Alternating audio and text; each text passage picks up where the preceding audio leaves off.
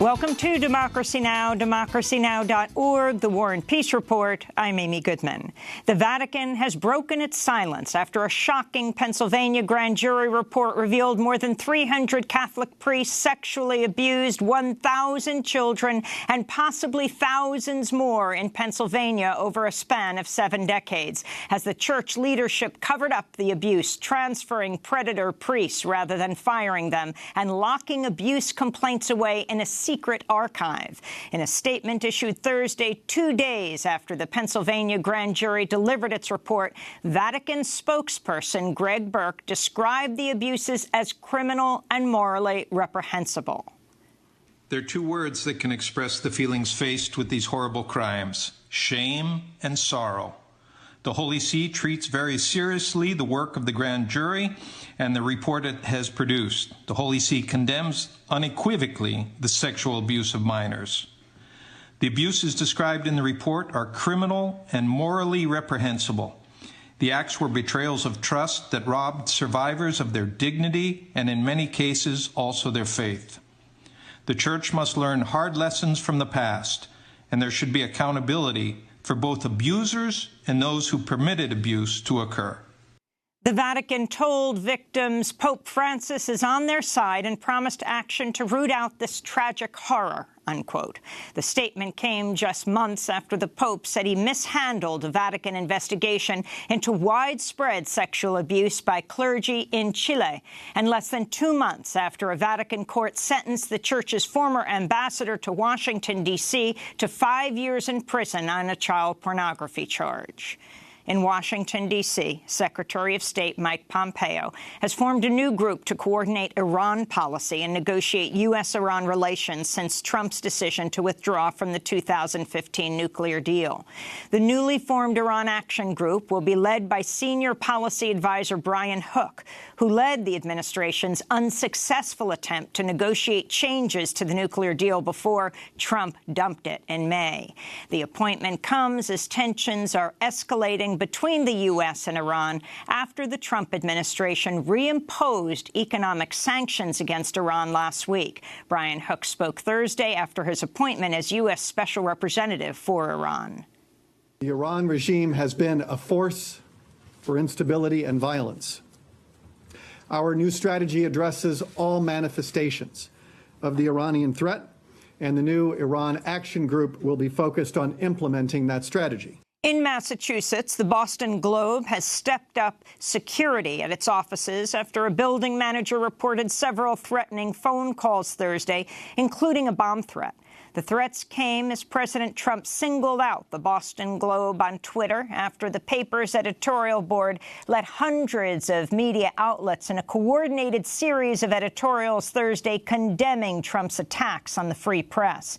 Trump tweeted, "Now the Globe is in collusion with other papers on free press. Prove it. And the fake news media is the opposition party. It is very bad for our great country," Trump tweeted.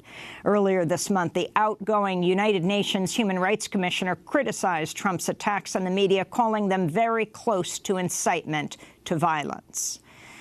Former leaders of the U.S. national security establishment are blasting President Trump's decision to strip ex-CIA Director John Brennan of his security clearance, calling it a clear attempt to stifle the free speech of the president's critics.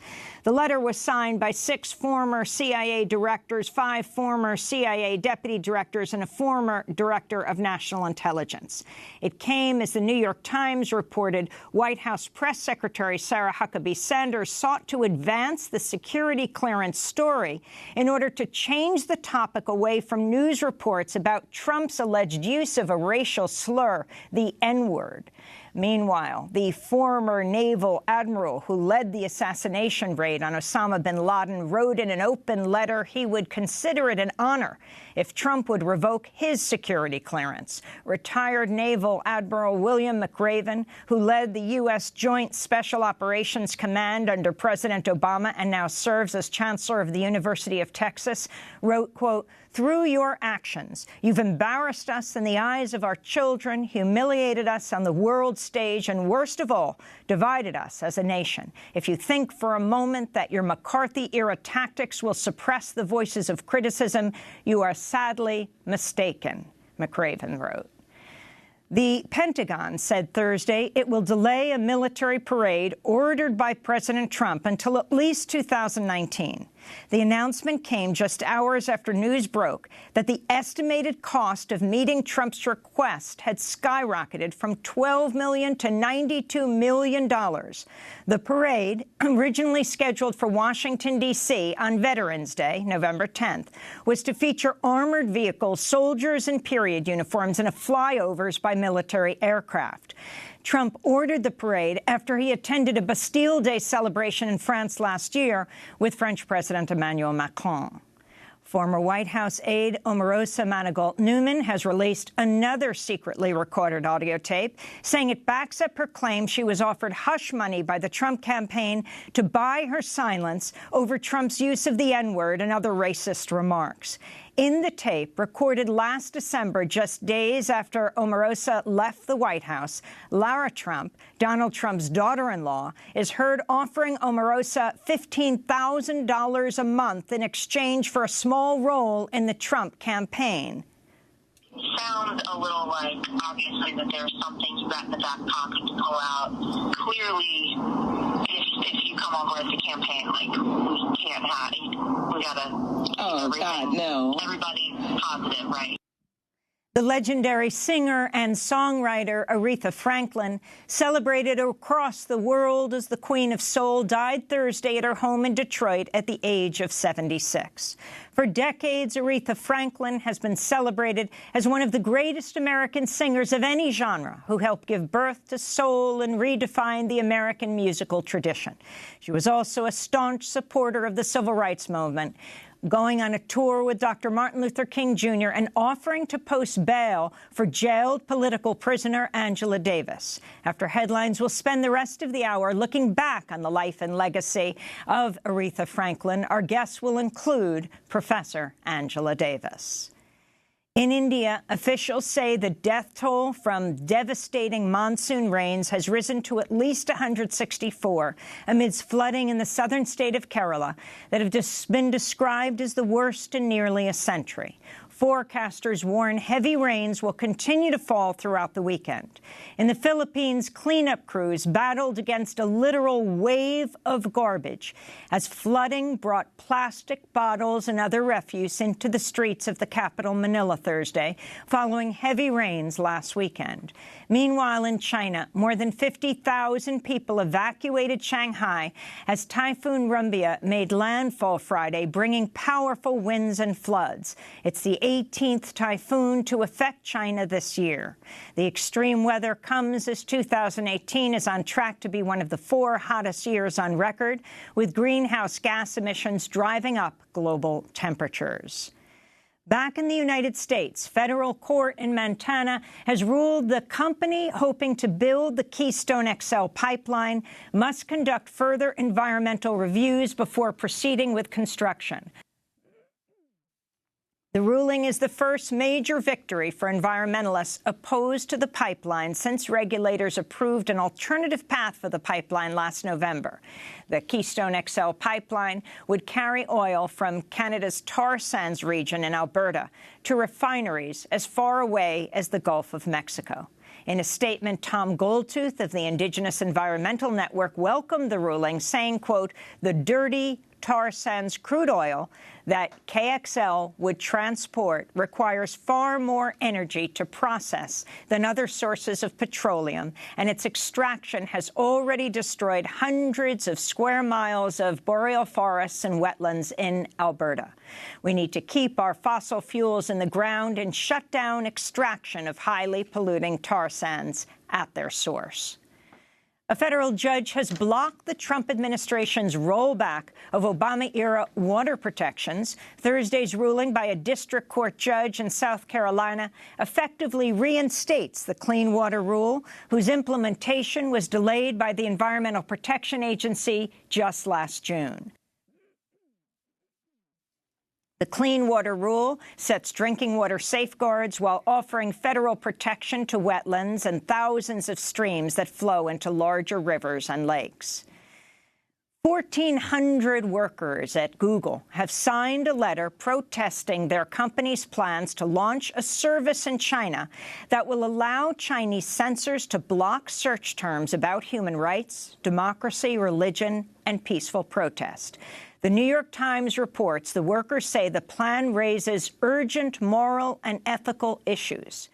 Earlier this month, The Intercept reported Google's project, codenamed Dragonfly, was launched in the spring of last year and accelerated after Google's CEO met with a top Chinese government official in December. In Argentina, a 34-year-old woman has died after attempting to induce a miscarriage. It's the first reported death from an outlawed, unsafe abortion since Argentina's Senate rejected legislation to legalize abortion last week. The decision dealt a blow to women's health and reproductive rights. The powerful Catholic Church had lobbied heavily against legalizing abortion. Currently, abortion in Argentina is banned except in cases of rape or when the mother's life is at risk. Dozens of Argentine women die every year as a result of unsafe, illegal abortions. In Louisiana, the FBI says it'll assist local police in an investigation after an African-American mayoral candidate in Shreveport was threatened with lynching if he didn't drop out of the race. Stephen Jackson says someone placed an envelope containing a threatening note at his home reading, "Leave our statue and property alone and get out of the race, N-word," unquote, along with a caricature of Jackson with his head in a noose and the word rope underneath. Jackson is a county commissioner who was part of a 7-5 vote last October in favor of removing a statue honoring Confederate soldiers outside the Caddo Parish Courthouse. And in immigration news, a group of children and teenagers who've been separated from their parents for years as a result of U.S. deportation policies are planning to travel to the border in Texas in early September to reunite with their deported parents and demand immigration authorities allow their parents to return to the United States. These are two members of the group, Movement of Migrant Women and Their Families, Guadalupe and Miguel Angel Gonzalez, a brother and sister who are planning to travel to Texas to reunite with their mother, who was deported to Mexico. All I'm demanding is what I'm given by right, that is to say, my mother. We're going to cross the border and return with our family members because we're demanding the authorities return them to us and that they allow them to pass. We young people with rights and papers who were born in the United States, we're going to the border in Texas to demand that they return our parents to us because it doesn't feel good to live without your mother or your father. And those are some of the headlines. This is Democracy Now!, democracynow.org, The War and Peace Report. I'm Amy Goodman.